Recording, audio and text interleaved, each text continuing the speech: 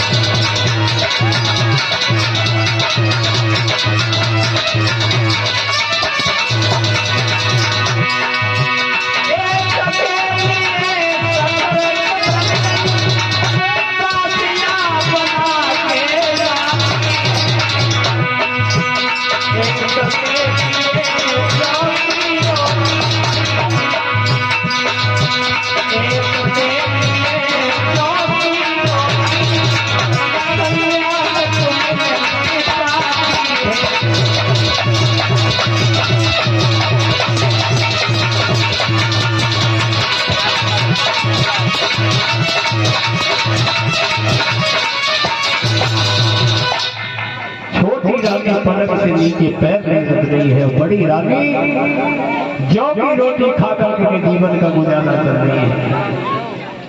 श्री सुखदेव जी कहने लगे, हे रानी परीक्षित, धीरे धीरे जब प्रसव का दर्द होने लगा है, रानी सुनीति के 9वां मास पूरा हुआ है, आज झोपड़ी पर कोई भी नहीं है, अकेली पास में कोई नहीं है।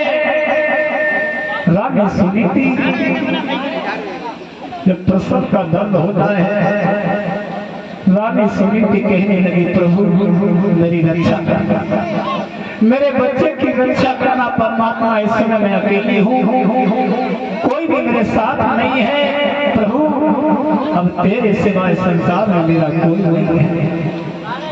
मैया सुनीति के मुख से ओम शब्द निकला और बच्चे का जन्म हो गया। बोलिए गोविंद भगवान। रानी सुनीति वो बच्चा रोने लगा, भूख से बालक जब रोया, मैया सुनीति ने अपने लाल को सीने से लगा दिया।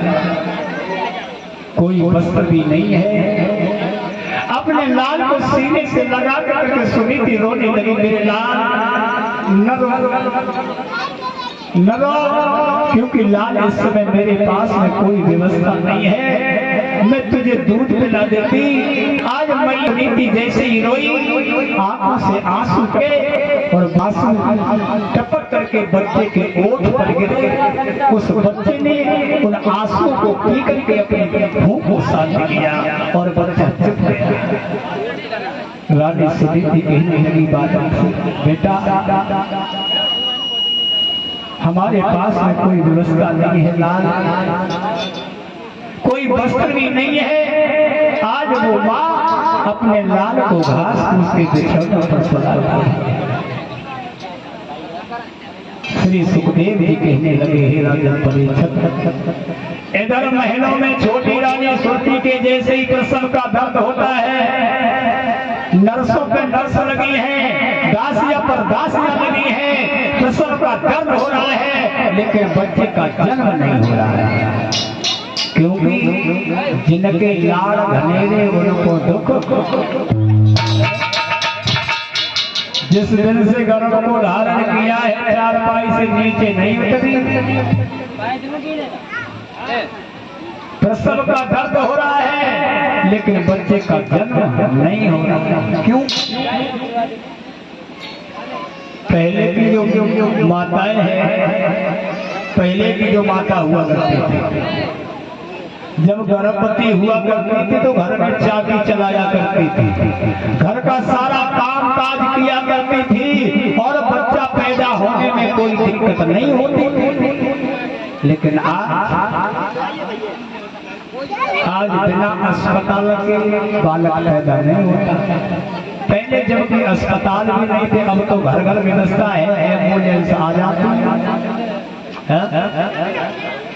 क्योंकि हमारे देश में खान पान बदल गया है, रहन सहन बदल गया है, क्योंकि जौ के अंदर अपार शक्ति होती है, जौ के अंदर अपार शक्ति है। मैया सुनीति जौ की रोटी खाया करती थी, है ना, उसके अंदर शक्ति हुआ करती थी। पहले चना मटर की रोटी खाई जाती थी, अब चना की दरअसल है, क्योंकि खान पान बदल गया। अगर कोई महिला गर्भवती हुई ना है और बाकी इच्छा हो कुछ खाने की, तो अपनी सास से कहती मम्मी हाँ जी मचलाया, सास बाती है सुनो, लेकिन चूल्हे की मिट्टी खाई, चूल्हे की मिट्टी मौसम हो जाए। बताओ भैया, चूल्हे की मिट्टी खाए तो मुँह सौंध हो जाएगा। जब एक ही काजू खा ले, बादाम खा ले, किशमिश खा ले, गरी खा ले, छुआरे खा ले, मुनक्का खा ले, क्या खा ले, चूल्हे की मिट्टी खा लेने तो मुँह सौंध हो जाएगा। ये रामकृष्ण जैसे संतान को जन्म दे सकती है? अब चूल्हे की मिट्टी खाए के कौन पैदा होंगे? परीक्षक चूल्हे की मिट्टी खाए के को पैदा हुए, मटरू लाल, जिनको पेट बड़े हो वो पैर गंदा से हुए, क्योंकि खान पान बदल गया।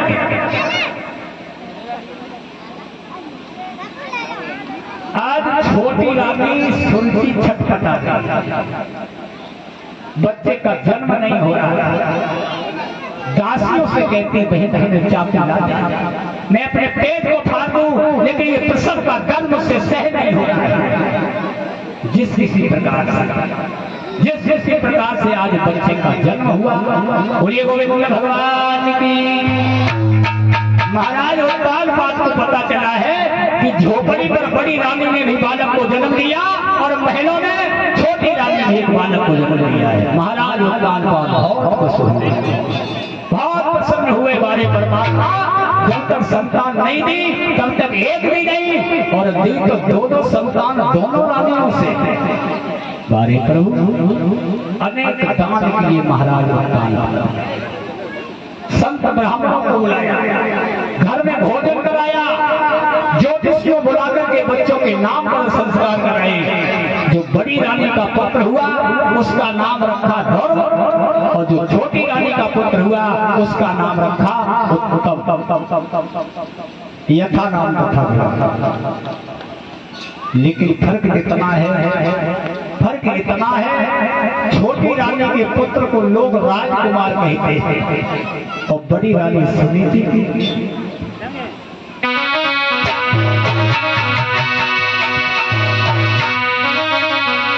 ये